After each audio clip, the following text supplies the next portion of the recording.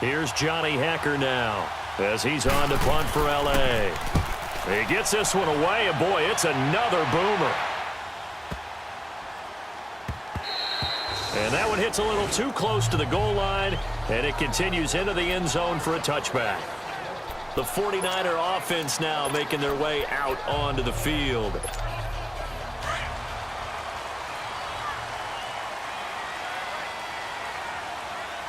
All right, here we go.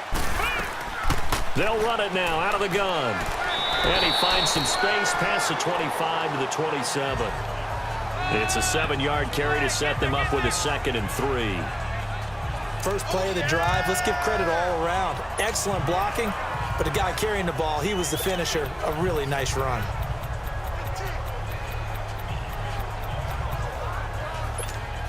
Operating from the 27 now. Here's 2nd and 3.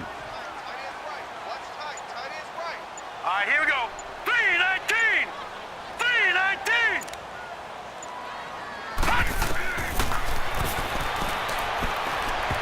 And his throw is incomplete. One thing I have learned, receivers don't mind high throws so much to the sideline, but do that over the middle to them, and not only are the DBs going to throw a little verbal trash their way, when they get back to the huddle, they're going to have a few words to say to their QB, aren't they? Yeah, hang out to dry a little bit there on the high throw. Luckily fell incomplete. And they get him down, but not before he takes it across the 40-yard line. His 5th catch tonight, and it's good for a 1st down. Doesn't matter whether it's a zone coverage or man coverage, the drag route can be effective when it's run well.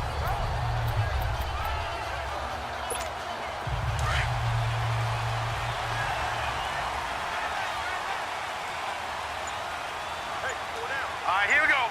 Blue 90. Blue 90. They'll run it now out of the gun. And he'll be taken down just shy of midfield. 8 yards on the pickup, and now they'll have some options on 2nd and short. And that looked like some pretty easy yardage there right up the gut. And he's a guy that has some height to him, so when you don't have to drop a shoulder or create or get through contact or trash, makes it a lot easier to stay upright, see the field, and make a run as we just saw there.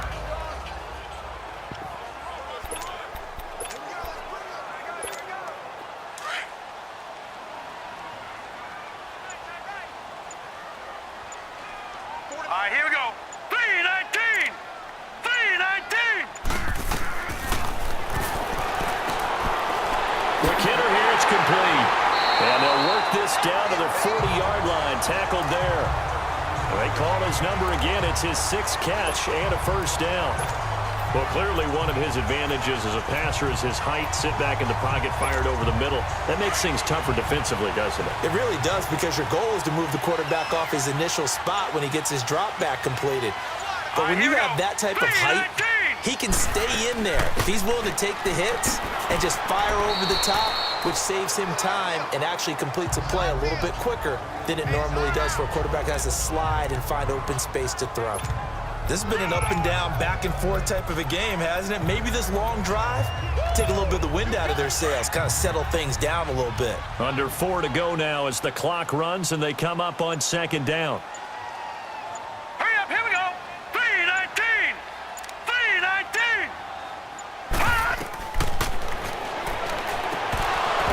A quick throw, but incomplete. So he can't hang on, and as I watch that unfold, I remembered an expression that I've heard, maybe from you, I don't know, but you're going to get hit anyways, might as well hold on to the ball. Well, you know a coach said that, right? Yeah. Not an actual player. Not a chance at all. Way easier said than done. Got a man over the middle, and it's complete. And inside the 20 before he's brought down. 7 catches for him now, and this last one, a 1st down. Going old reliable there to the slot on 3rd down. And the slot position has become the bane of just about every defense's existence, because how do you cover? Do you go with a bigger guy to try and use size? Try to go with a quicker guy, and sometimes you even get out quick there. Very difficult to match up with that slot receiver. That's why they keep going back to him. And he's had the hot hand. Set. 3-19. 3-19. And on the ground they go with a running back. And able to push his way forward here for a good little gain. Give him 5 on the carry there, and it'll be second down. That's a strong pickup right there on first down. And as this drive goes on, we're seeing an offensive line and running game imposing its will.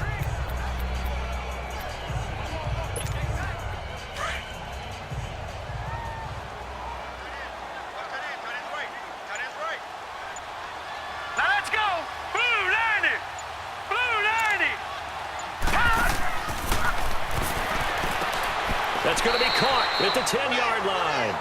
And he'll get it here to the 10-yard line. Only 3 yards on the catch. It's third down. Time for a break. We're back to see what happens after this.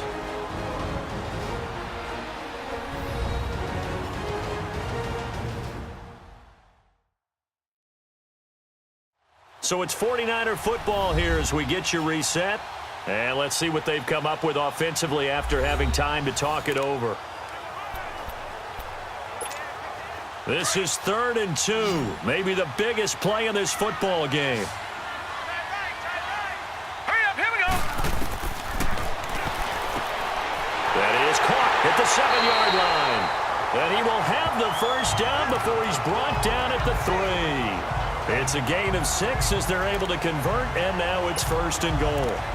Well, they've had a great, impressive drive going here, and that pickup ensures the drive continues. And not only do you continue the drive, which is demoralizing for the guys on the defensive side of the ball right now, but you make your own defense happy. They're able to get a little more rest over on the sidelines while this one continues downfield.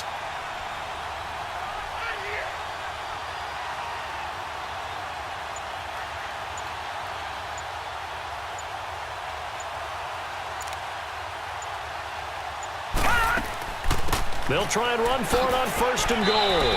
And they'll get him down just shy of the goal line at about the 1. He'll get 2 out of that run, and it's going to bring up a 2nd and goal. Well, the spotlight hit him once already tonight as he got into the end zone. He was trying to make it a double spotlight, wasn't he? But credit the defense, bottling him up, not letting him get in for the 2nd score there. They come out here in the eye.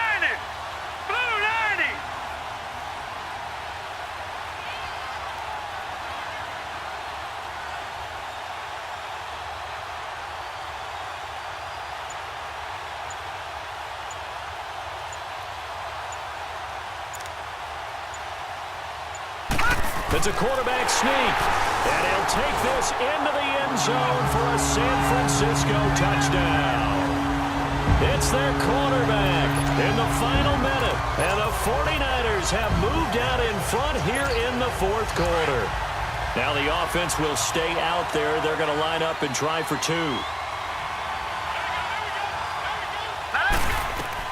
Now this time he'll look to throw. Well, that decision to me was all about pulling up the chart. You know, that beautiful chart that tells you when to go for 2, when to go for 1. I do love it. It helps you with your decision-making during heated times. And just look at it right here in this point of the game. Go for 2. Try and make it a field goal difference. But now just up 1 makes the rest of this 4th quarter a little more interesting. Yeah, they followed the chart. They just didn't get the 2 points on the board, did they? Nope.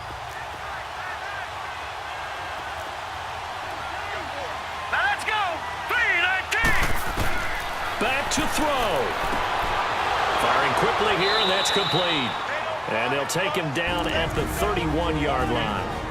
And before this 2nd down play, we'll get a whistle, a signal, and a timeout. The 49ers now going to use the first of their timeouts. That'll leave them with 2 remaining. We'll be back after this. They'll come up now 2nd and 4 from the 31.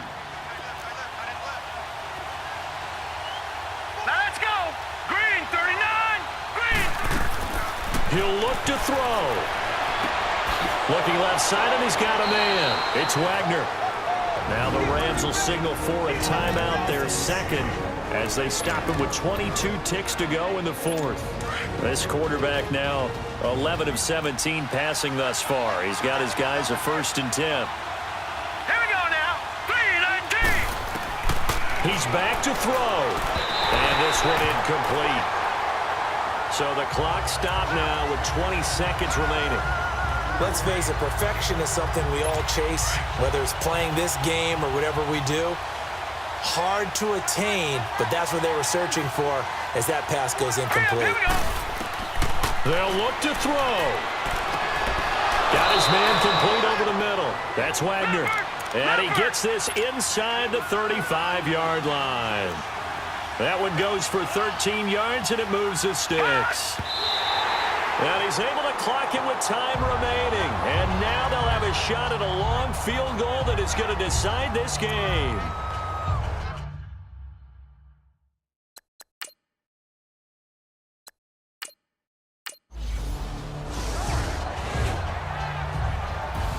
Well, I know at points in this one you wanted to close your eyes because of all the points that were being put on the scoreboard. You're a defensive guy, but it was a fun little track meet, wasn't it? It was, and you know the people who really enjoyed this game?